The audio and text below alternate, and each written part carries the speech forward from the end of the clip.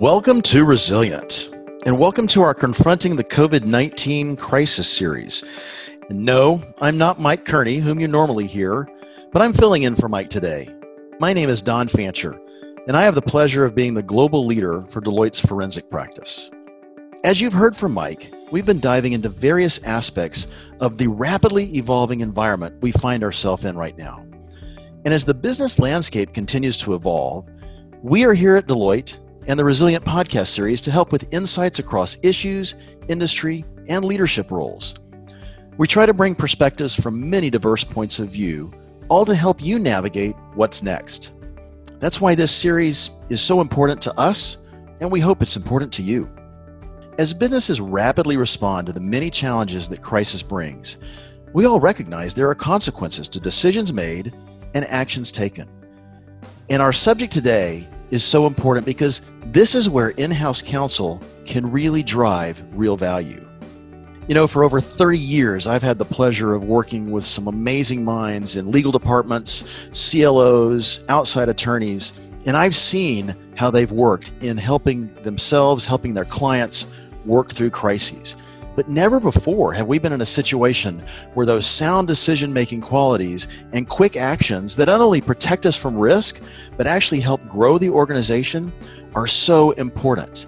And beyond that, legal departments are transforming in such a rapid fashion, not only because of this crisis, but also because of technology and artificial intelligence and so many other things that are impacting that part of an organization every single day. That's why I was so excited about this conversation today with Alex Dmitrieff.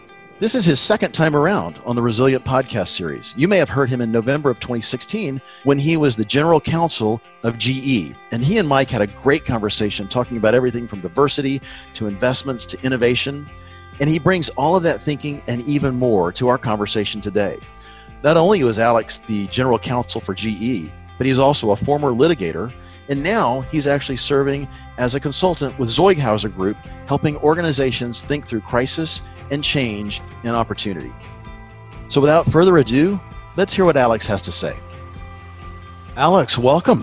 Thanks for coming back to the Resilient podcast. I guess you enjoyed it the first time around so much, you decided you'd do it again, huh?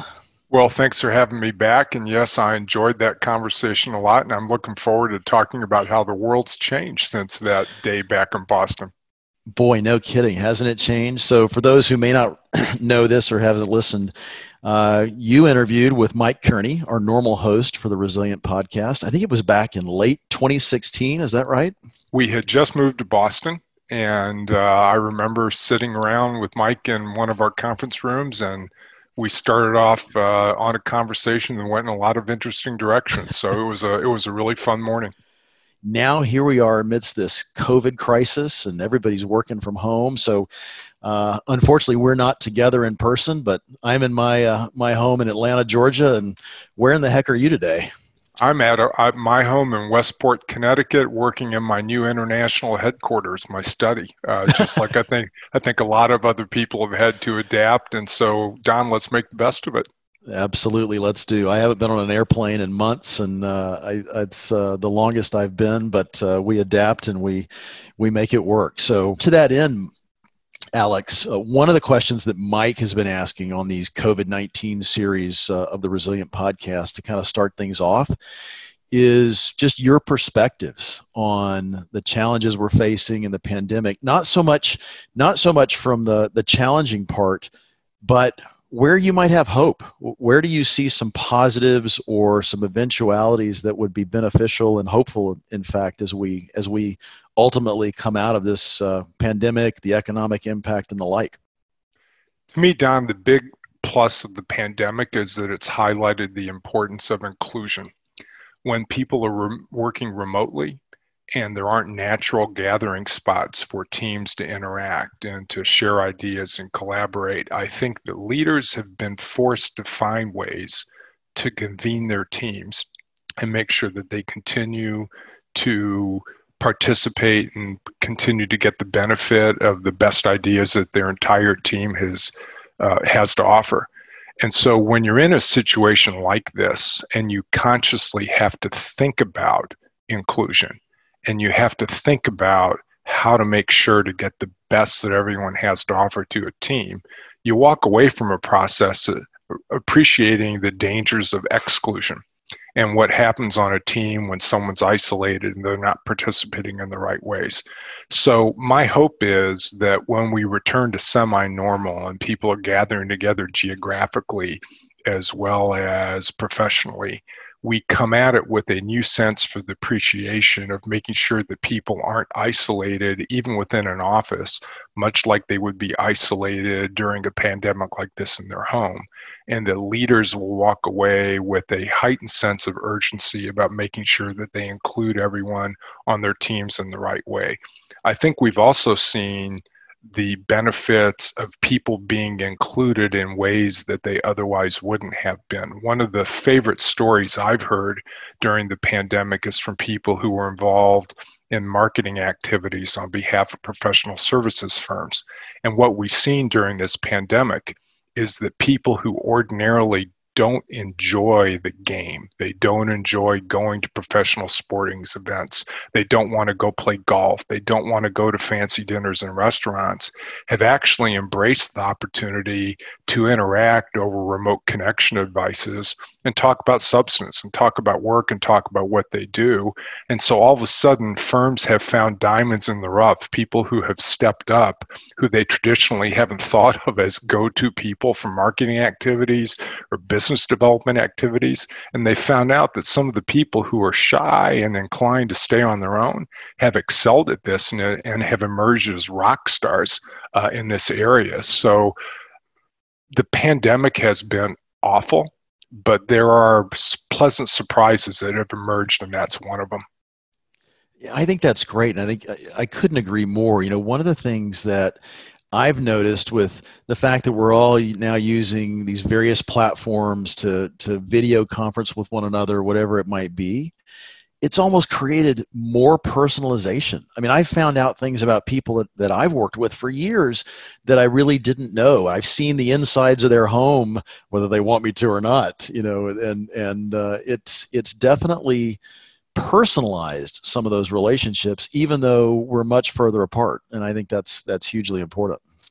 I think it's a sign that people are more comfortable with vulnerability. I know that vulnerability is perhaps an overused term right now to describe leadership traits, but I think seeing people for what they are in the comfort of their home and having people comfortable seeing people for what they are in the comfort of their home has been a real positive. I think that it's humanized a lot of people. I think it's been a great equalizer.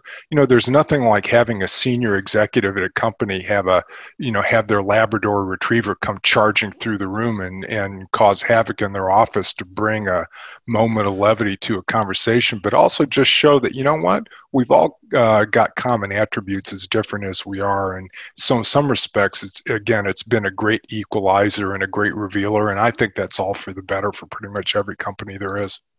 Couldn't agree more. Couldn't agree more.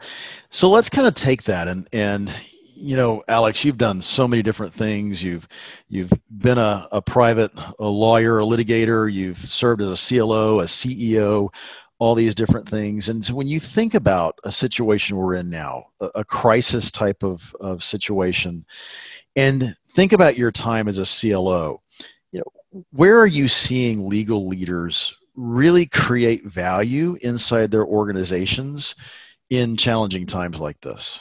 This is a time when people need to step up and be an enabling function in the most noble sense of the word. Companies are looking for guidance on how to keep things together, how to keep things running, how to keep doing what they're doing in challenging circumstances where almost nothing is the same as it was before the pandemic. And so they're looking for leaders who are willing to make decisions with imperfect information when required, who are willing to step up and be decisive in time-sensitive situations, and to help people figure things out in the face of uncertainty. Businesses across the world have been confronted with supply chain challenges, with employment challenges. They're going to be confronted with huge challenges as they reopen facilities and try to reintroduce employees back into the workplace gradually in a way that's safe for everybody, that recognizes and properly balances the privacy interests of employees against the safety of employees with whom they're going to interact. And so people want answers, and they want intelligent, quick, thoughtful answers. And speed here is part of the deliverable. And so people who are willing to step up, get to the point, and make decisions with less than perfect information are the people who are really going to make a difference. This is about survival. I think that there will be many success stories about decisions that were made by people in challenging circumstances to keep their supply chain running, to keep their facilities open, particularly those essential facilities that have made such a difference to the continuity of people's lives around the world. And behind a lot of those stories are going to be brave instances of judgments made under stressful circumstances with less time than is ordinarily available, less information that's available. But the leaders who stepped up to make those decisions, they are the ones who are really going to be credited for having gotten companies through this. So how do you do that, though? How do you triage all of the different decisions that are coming at you? If you're a CLO or any type of a leader, how do you decide what you have to deal with first, second, third, and really have an impact that way? Well, I think it's really prioritizing correctly, identifying the issues that are most important, figuring out how much time you have to make a decision, and working on that timeline and making the best possible decision that you can within those timelines. But honestly, I'd say there's a predicate to being able to do that, which is having the courage to make mistakes and learn from them. Everyone understands that in this environment, there are going to be mistakes made, and by definition, no decision is going to be perfect. And with the benefit of hindsight, a year from now or 2 years from now, sure, people will be able to criticize the decision you made. That is the point of 2020 hindsight. But developing the courage and the confidence and the self-confidence in your judgment that you are ready to make these decisions, to me, is the predicate for being able to make those timely, tough decisions with less than perfect information. You know, it got me thinking a little bit. I read somewhere where you made a comment that you need to slow down the room. What does that mean? What do you mean by slow down the room? Especially in a time like this one where everything's moving so fast and it's 24/7, because the fact that we are all working on these video conferencing, I think, you know, the time availability is assumed to be 100% now because nobody's traveling and doing other things. So in the midst of all that chaos, how do you slow down the room? Well, it's especially an interesting question because I'm sure some of our listeners are saying, wait a minute, Alex, didn't you just talk about the need for speed and making decisions quickly with less than perfect information? So are you talking out of the other side of your mouth by telling people to slow down the room? And what I mean by that is that you need leaders, and lawyers often play this role just by virtue of our training, who can slow down the room in the sense of making sure that the people who need to be involved in decisions are involved and properly consulted, and that the right stakeholders are included in the process. And also to make sure that the decisions are being made on the best information possible. There are times, and I think all of us have seen it, when people choose to excuse haste or rationalize haste as decisiveness. There's a difference between being fast and being smart.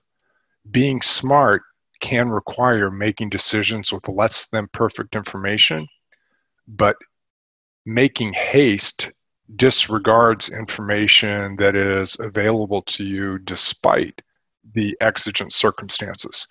So by slowing down the room, I mean making sure that every side of a situation has had its say, and that the decisions are made as responsibly as possible under the circumstances. And I find, Alex, I'd love your thoughts on this, that as a leader, it's actually okay, in fact, sometimes preferable, to be willing to say, I don't know. I don't have the answer to that. I need to go find, or somebody else needs to find the answer for me, because right now I just don't know. I actually think that leaders who are willing to say they don't know the answers to the thing are some of the strongest leaders who set the best examples. I don't know of a single leader I've ever encountered who always knows the answer to every question. And being able to show that vulnerability and say that I don't have all the answers, I need your help. I need the team to get the information so that we as a leadership team can make a smart decision is a great signal to people that what you care about more than anything else is doing the right and smart thing. Any leader who pretends to always have the answers is not doing a favor to his or her team. How do you anticipate it evolving for CLOs or other leaders, say over the next 6 to 12 months? I think that what you're seeing right now is a little bit of a normalization of the abnormal. There was a sense of crisis, a sense of urgency as we saw the beginnings of the pandemic. And so we were all struggling for information. We were all struggling to deal with the uncertainty. And unfortunately, there still remains a lot of scientific uncertainty about the pandemic and about this coronavirus and what it means and what its long-term implications are going to be. And fortunately, we have some of the smartest scientists in the world working on that. And I hope that people are going to listen to what they're learning about the coronavirus and make decisions about this intelligently as we go forward. But from an organizational perspective, I think this sense of crisis has become normalized and that people have become more comfortable with making decisions working remotely and connecting remotely and not being with each other in a room, but we found ways to adapt to the circumstances.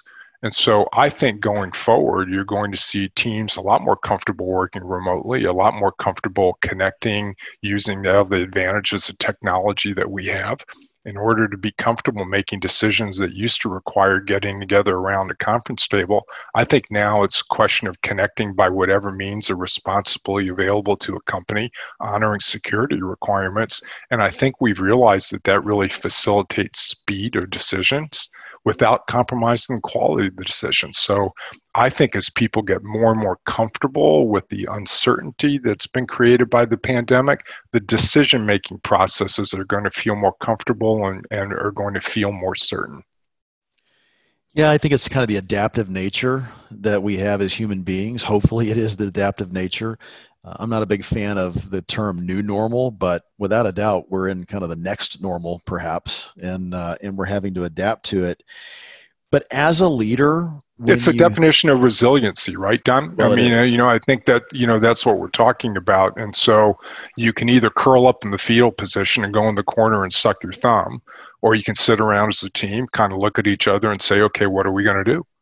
And find ways to collaborate and get to the right place. When you're the leader of an organization and you're the leader of a resilient organization, there are a ton of people who are counting on you.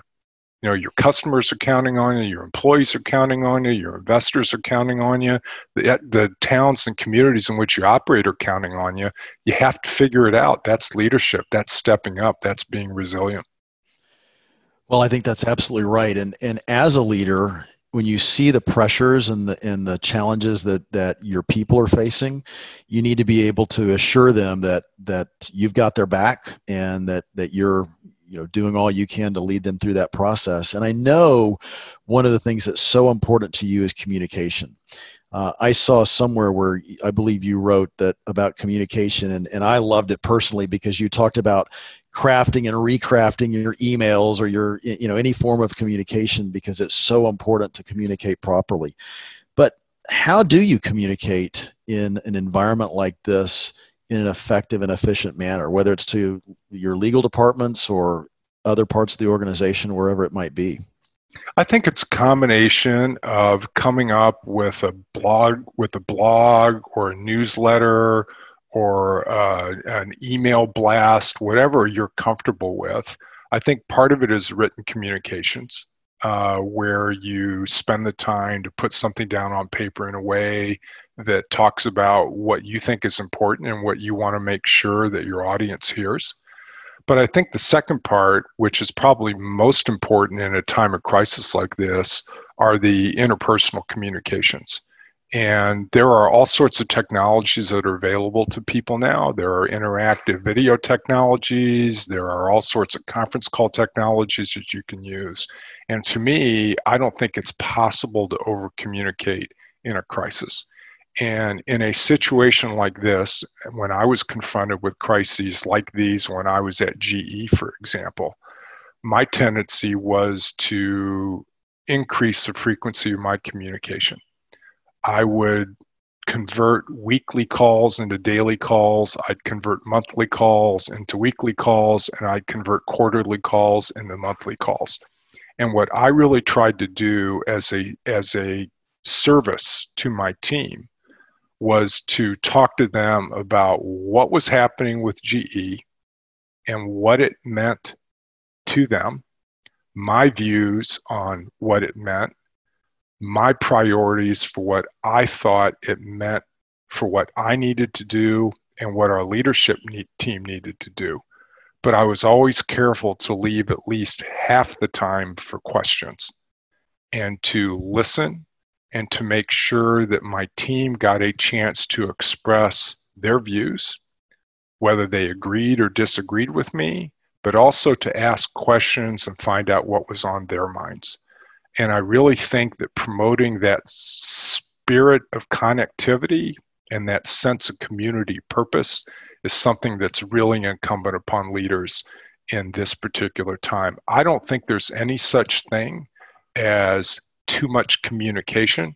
People can always opt not to participate if they choose to, but I think most leaders will find that teams are dying to hear from their leaders what's happening at a company and what that means for them. And they appreciate candor. And I think the last thing I'll say about the communications is to be authentic, to be honest, be genuine.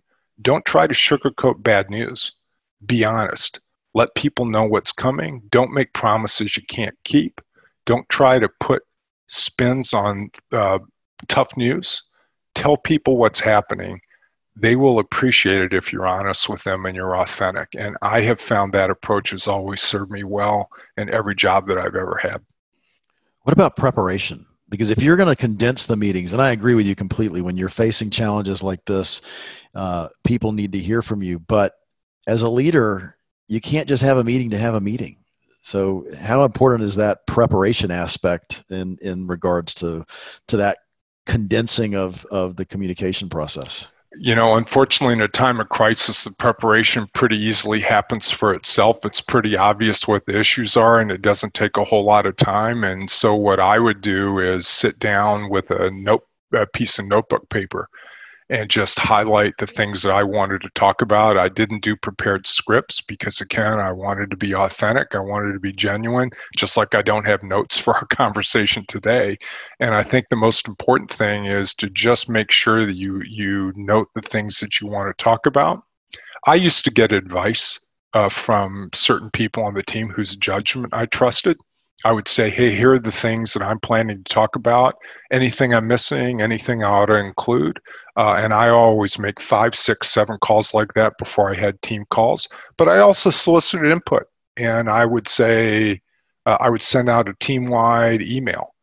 Or we had a couple technologies, that promote interactive conversation. I'd say, post your questions ahead of time.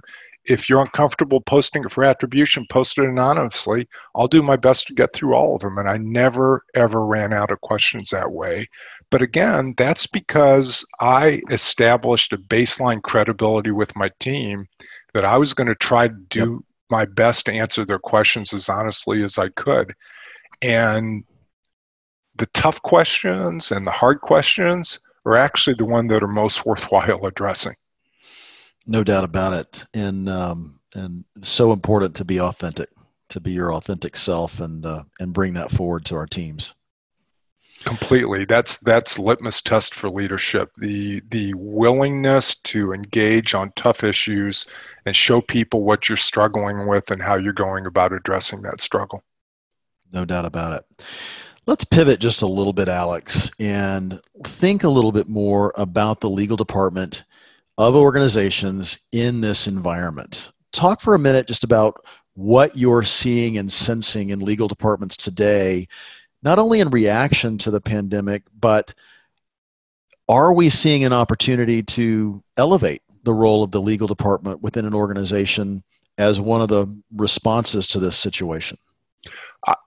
Absolutely, I think we are. And I think that's because the pandemic has implicated so many issues that go to the heart of what a legal function does in terms of ensuring business continuity, in terms of ensuring stability of supply chain, in terms of creating the adaptability that an organization needs to be able to continue to do what it does, all the way from relations with suppliers to relations with customers, and having a realistic stakeholder-oriented approach. Those are all areas where legal departments, if they're creative and they're forward-thinking, can make an enormous positive difference and create value in ways that a lot of business leaders probably didn't appreciate legal departments can do. So I think that if you're talking about in terms of playing offense and enabling a company to go do great things, I think legal departments have an enormous role to play in helping organizations work through uncertainty. I also think there's two other places where legal departments can make an enormous difference going forward. The second is helping with the changes that are happening in the world because of technology, artificial intelligence, and constant and omnipresent connectivity. It raises issues about privacy. It raises issues about how people work. There's a whole host of issues that arise from the connection of machines through the industrial internet and the connection of people through the I'll call it the people internet, where people interact, that no one's really thought about. That new issues are coming up no one had really thought about until the last couple of years. And so new issues are coming up, and new ways of addressing all these issues have to be thought through. And I think lawyers and the way that lawyers are trained can make an enormous difference here by spotting the issues and then helping organizations address them intelligently. One that I've highlighted in particular that we alluded to before is the challenge that organizations are going to face as we reopen following the pandemic. And while we're waiting for a vaccine that all of us know can't come soon enough. But in the meantime, there are going to be serious questions about respecting the right of privacy of employees. So if someone is diagnosed with COVID-19, respecting the privacy of that employee and her circumstances, but also respecting and acknowledging that the interactions that that employee had while infected and in the future could potentially implicate the safety and well-being of other employees in the workspace. How do you make that balance in a way that respects the privacy and medical safety interests of people on both sides of the equation? That is a tough issue. And I think lawyers have an enormous role in making sure that that question is addressed thoughtfully, ethically, and responsibly. Then the last thing that I'd say is that with the heightened preeminence of ESG considerations and corporate citizenship and the rise of stakeholder governance and the feeling that businesses around the world have to have a broader purpose that stands for more than just profitability, the integrity of companies and the good citizenship of companies is going to be increasingly focused on as an important attribute that distinguishes the great companies from the okay and mediocre companies. And lawyers have a huge role to play there. Lawyers can step up and promote corporate citizenship in a responsible way, and the great legal teams and the great compliance teams do this in a way that inspires enthusiasm for the broader purpose of a company, and do it in a way that makes companies be a place where people are proud to work and that their families are proud that people work there. And again, I think legal staffs have this as an enormous opportunity to make a difference. So there's a couple of things in there that I really want to dive into a little bit more. And I definitely want to come back, for example, to the issues around innovation and artificial intelligence. That's something that I'm super excited about and hearing a lot of conversation. But before we go there, I want to go back to kind of what you just talked about then. And to me, it's this transformation of the legal department. So you've got transformation in technology and all that. We'll come back to that in a moment. But it's actually what I would call the transformation of perception.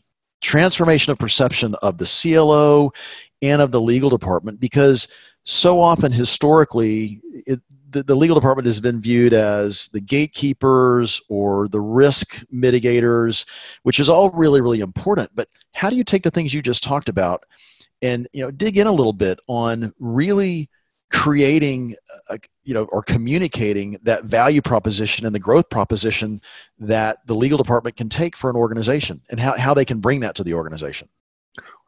So I think what you're talking about is not being known as the function of no, or we're good and creative. And okay, I wasn't going to say that, but in my mind, yeah, that's exactly what I was thinking. You don't want the legal function to be the place where great and creative ideas go to die or get risked to death. And I think that that's a fair historical criticism of legal departments, because I think that a lot of legal departments have traditionally seen their role as being the gatekeepers and the function that saw problems, saw issues, and made sure that people were aware of them.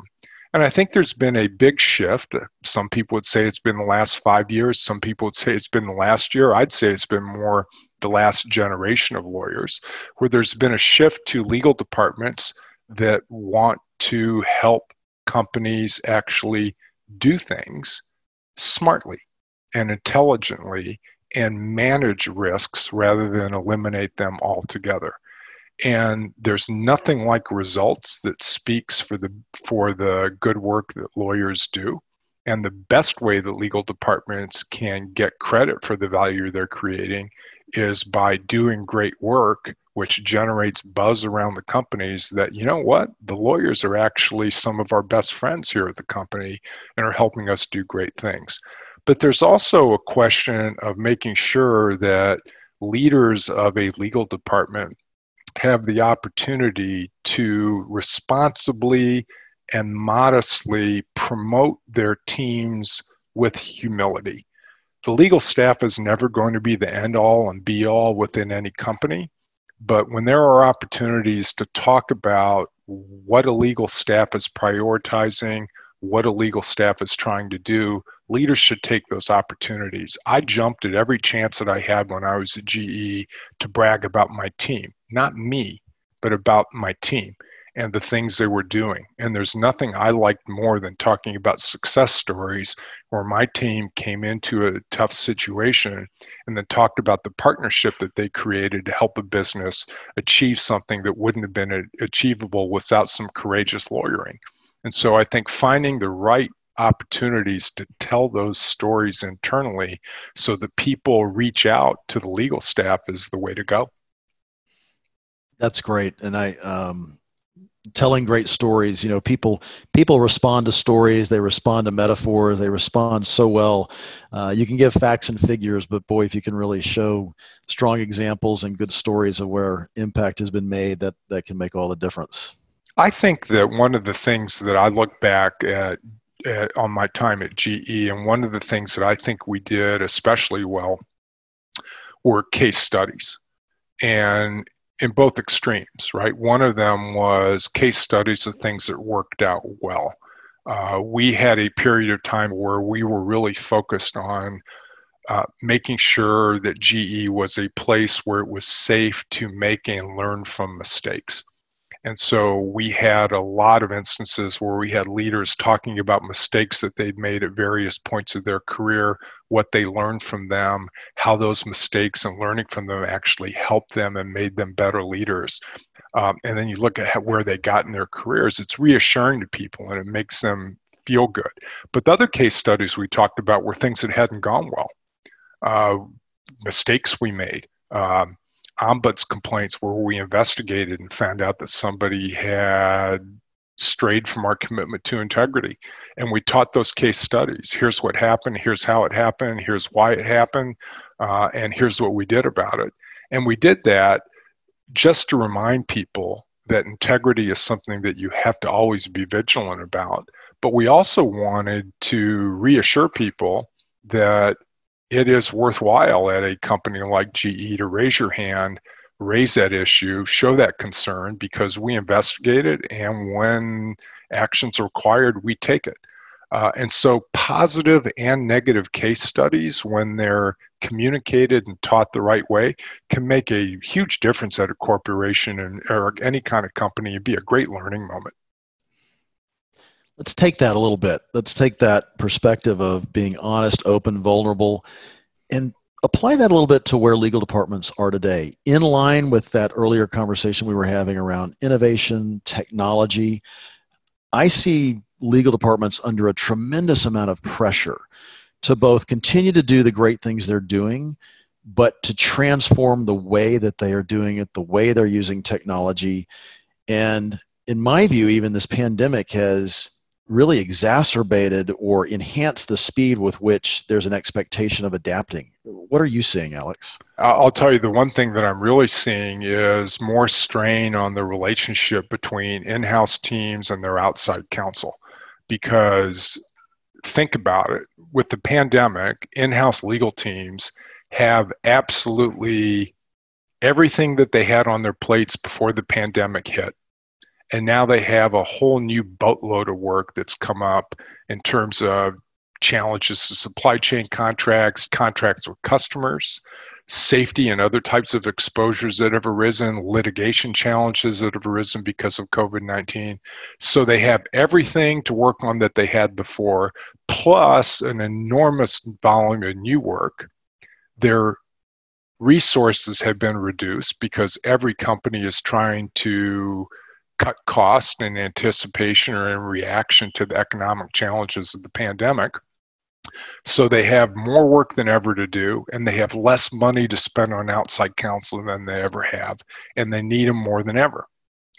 So what I'm seeing actually is a recognition by both in-house teams and outside counsel teams that they need to find sensible alternative approaches that restructure the economic incentives of the company law firm relationship to allow law firms to step up and be there for their clients in ways that clients can't afford, through alternative fee arrangements that put off payments and incentivize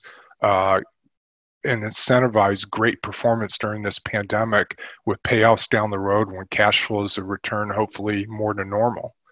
So I'm seeing a creativity out of necessity that speaks really well both of in-house teams and of outside teams. And I think that that new sense of partnership has really drawn the profession together in a way that I haven't seen in the last 10 years. And I'm really proud of what I see in terms of creativity from in-house teams. And I'm also really proud of what I'm seeing from outside teams. But the other aspect of it that I'd like to emphasize is that legal departments need to step up and learn how to say no sometimes too. You can only do so much well, and you're a finite resource. And so on the task of 100 things you could do, if you had unlimited resources and unlimited time, you need to prioritize the 30 of those 100 that you're going to continue to do, and make sure that you don't have any misses from the other 70. But you have to be honest with your constituencies elsewhere within the company and just say that you can't do everything that you were able to do before the pandemic hit, and you have to triage accordingly. Not a unique thing to the legal department, but sometimes lawyers have a really hard time to saying no. We're taught that the client's always right. And, you know, one of the things that I always, if I've heard it once, I've heard it a million times. Lawyers should never say no. They should say, have you thought about doing it this way? Or, you know, some alternative to just saying no. And I'm here today in July 2020 to say, in certain circumstances, it's okay to say, no, that can't be a priority for us right now. You know, it's interesting you say that, because I also think back to the podcast that you did with Mike a few years ago, and you talked a lot about everything from diversity to investment and new strategies. When you think about that in terms of legal departments today and all of the potential that technology can bring to taking some of those, you know, you talked about triaging efforts and if technology can take some of those responsibilities that historically were the purview of the legal department, move them off somewhere else, perhaps, hopefully elevate the legal department as a result. Do you think legal departments are ready for that? Do you think they're actually willing to accept that opportunity? Absolutely. I think you'll see legal departments accept or embrace the opportunity to focus on interesting work. To me, it reminds me of, I'm going to date myself here a little bit, but when I was an associate at my law firm back in the late 1980s, believe it or not, there weren't any such things as electronic deposition transcripts. And our law firm, like every other law firm in the world, used to make a lot of money by doing summaries of depositions and abstracts of depositions. And then along came electronic deposition transcripts.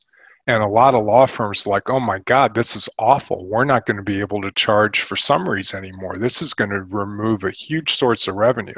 Well, guess what? You know who was happiest about that advance in technology? The poor associates that had to do those damn summaries, because it was mind-numbing, boring, awful work, and not what any of us went to law school to do. So the profession came around to understanding that technological advances like that, even though they may eliminate some short-term sources of revenue and may eliminate some of the work that we thought made us essential, are actually a great thing, because they take some of the tedious, mind-numbing things that lawyers do, allow artificial intelligence to accomplish it instead in ways that are better than we can do, quite honestly, and allow us to focus on areas where judgment is required, which in the end is what all of us really want to do. So I think the legal profession is ready for that. I think we have to be. Do you think we need to train lawyers differently? I don't want to go down a rabbit hole too far here, but just thinking about what lawyers learn in law school and how they learn to do the things that they do, is there a requirement even earlier in the process of becoming a lawyer where we need to make changes or shifts in that process?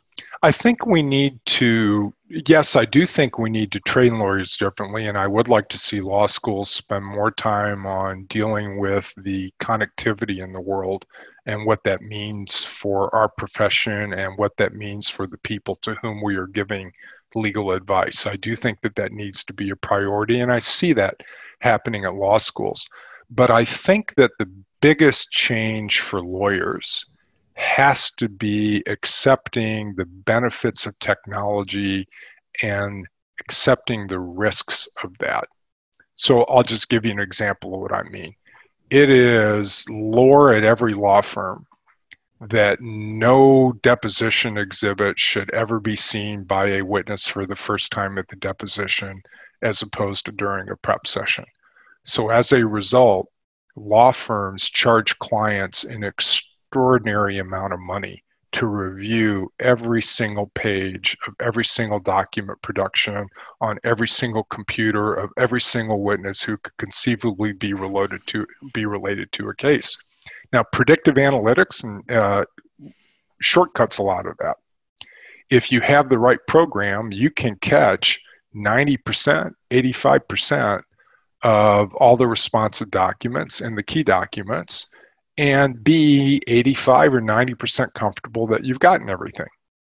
Is it really worth the time, effort, and money to go that extra 15% and chase down all those other documents that haven't been turned up by predictive analytics just on the chance that something bad could happen? If we can get out of that risk-averse scenario and embrace things like clawbacks and the federal rules of civil procedure, and embrace imperfection and say that we are going to embrace technology, which gets us 90% of the way there, and take our chances with other 10%, that's a mind shift, a mindset shift in the profession that I think will improve the quality of our profession and working as a lawyer tremendously, on the corporate side, transactional side, as well as on the litigation side. And that's a change management process. It's a change It, management process across the board with judges, with attorneys, with their clients, whether it be internal or external. it's a change of expectations. I mean, when I was at GE, I was involved in some very significant modifications on electronically stored information. And I'm willing to bet that 90% of law firms and 90% of companies don't take full advantage of those safe harbors that have been introduced into the rules because, again, I don't want to be that associate. I don't want to be that partner where we didn't spot that one document that ended up being a surprise exhibit at a deposition. And again, I think that with today's world and the volume of information that's there, you have to adapt. Honestly, the change in perspective, when I was an associate, a big case was 50 boxes of documents. Today, 50 boxes of documents is nothing. When you start looking at emails, the most routine commercial dispute will generate 100 boxes of documents. And so you have to change how you approach, and you have to be willing to look at that. And we as lawyers have to be willing to step up and push back on our clients and give them realistic expectations of what to get, or at least give them an alternative and say, look, we can do this old-fashioned way and scour every document for $1 million, or we can use our artificial intelligence, get most of what we think is going to matter for $400,000. Which approach would you like? And I can tell you that the lawyers working on the cases would much rather have the $400,000 approach because it lets you work on the interesting things rather than the mind-numbing things. Well, it gets to leadership too, doesn't it, Alex? Because it's not only educating your clients, but I think strong leaders in this space, CLOs and others, have a responsibility to educate the regulators, for example, educate the DOJ on what can and cannot be done, educate the bench and judges and arbitration panels on the opportunity to do it, as you've discussed, more efficiently and more effectively. I think it's incumbent upon companies to push back on regulators responsibly and effectively. But I will also say that it's incumbent upon professional services firms to push back on their clients as well, and push back on their expectations, push back on how things are done, present alternatives in a compelling way, and resist this notion that the client's always right, because the client isn't always right. And you owe it to your client to tell them when you don't think they are and stick up for your teams. I couldn't agree more. And I think that transparency is really, really important. It's important in leadership with your people, and you're right, it's important with your clients and with any partner or others that you're dealing with in the corporate and even personal settings. Trust is hugely important in that regard. Well, one of the things I always did when I was in-house was I always made sure that our law firms knew that I was a safe haven where they could reach out and tell me when they thought we were doing something incorrectly or not making the right decision on something. And, you know, my view was that it always helped to be able to make sure that you were hearing feedback from all sources. And in particular, I wanted our law firms to know that I wanted to hear from them when they thought we were doing something that in the long run wasn't going to benefit us. So that willingness to hear pushback, that willingness to hear bad news, again, is an important sign of resilient leadership. That's excellent. Well, Alex, I'm cognizant of time, and you've been so gracious to spend some time here with us today. I want to just end up with a few quick questions, quick responses from you on thoughts. And I want to start with one about we've talked a lot about being a lawyer in the legal profession, which is hugely important in this time of COVID-19. But you've been so many other things, and you've been a CLO. Really quickly, how was the transition from being a lawyer, a general counsel, and a CLO to actually becoming a CEO? It was fantastic. I enjoyed it. I was blessed with having a great team that represented GE around the world. And so to me, it was a real privilege to be at the kind of company where the things that I did as a CLO in terms of fostering a culture of integrity, and representing the very best of our company were welcome in a business leadership role. So for me, the transition was very easy, and I really enjoyed it. And I also tried to be a really good client for the legal staff after I made the move over, and I hope I got a passing grade from them. I bet so. Did you aspire to be a CEO? Was that something you really one day wanted to do? No, honestly, I hadn't. I really, at up until that point in my career, had really wanted to be a lawyer.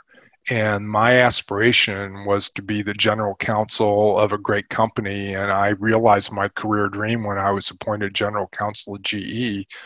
But when the opportunity arose and the company asked me if I would consider switching over to head the global growth organization and represent GE around the world before governments and customers and regulators, I was so honored by the vote of confidence that I jumped at the chance, because I thought it was a once in a lifetime opportunity to really represent an incredible company in important areas around the world at a time when the world was becoming a smaller place, and what was happening in countries like Indonesia and Ethiopia and other countries in Southeast Asia were making such a difference to the future. It was just such a privilege.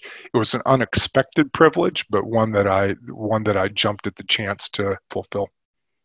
Do you see that occurring more and more, CLOs having the opportunity to become CEOs? I think so. I really think that again, when it comes to that concept we talked about earlier, Don, of slowing down the room, I think that lawyers have a benefit in terms of being trained to allow both sides of an issue to be heard, to make sure that stakeholders are involved, to let facts and reason and civil discourse carry the day rather than who's shouting loudest in the room. And so I think as that discipline that we have about thoughtful decision making gets more and more appreciated, I think you're going to see lawyers step over into CEO jobs. That's awesome. Last question, Alex. Back in 2016, when you did this podcast with Mike Kearney, you talked about some of your thoughts and characteristics of resilient leadership. And I know one of the things that you talked about, if I remember it correctly, was owning up to mistakes. Has that really changed since your thoughts then? No, I think it's, if anything, the mistakes that I've made and what I've learned from owning up to them and the respect that I've gained from other people from owning up to them have reinforced my view that the transparency and authenticity of leaders who own up to mistakes and show people that it's safe to make mistakes and show people that even their bosses make mistakes creates a culture of experimentation, of thoughtfulness, of reaching for new heights within organizations that leads to great things. So owning up to mistakes, but making sure that a company is a place where it's safe to make honest mistakes and that people get a chance to learn from them is an ingredient for success of virtually any type of organization that I've encountered. So if anything, the mistakes that I've continued to make since I spoke with Mike back in 2016 and my ability to learn from them and benefit from them and become a better leader has reinforced the importance of that to me. Thank you, Alex. That's fantastic. And I know when Mike and I were talking a little bit about this in preparation, he mentioned the fact that this was one of the favorite interviews he had done, and I can certainly see why. Just a thrill to talk to you, a pleasure to hear your thoughts around resilient leadership, whether you're talking about CLOs, CEOs, or frankly, just anybody in an organization. These are all amazing thoughts that we all can take and apply, and I think be better off for it both now in this pandemic situation, but for many years to come. So thank you for your time. Hey, Don, thanks for having me, and thanks to you and Mike in particular for having me back. But more generally, just thanks for making us think about these kinds of things. I really think that in today's world, when we're just all getting pulled in all these different directions, the ability to stop and think about what resiliency means and what the aspects are of resilient leadership and what the difference it can make for organizations is a huge service that you guys are doing through this podcast. And so keep up the great work, and it's a privilege to be one of your repeat guests.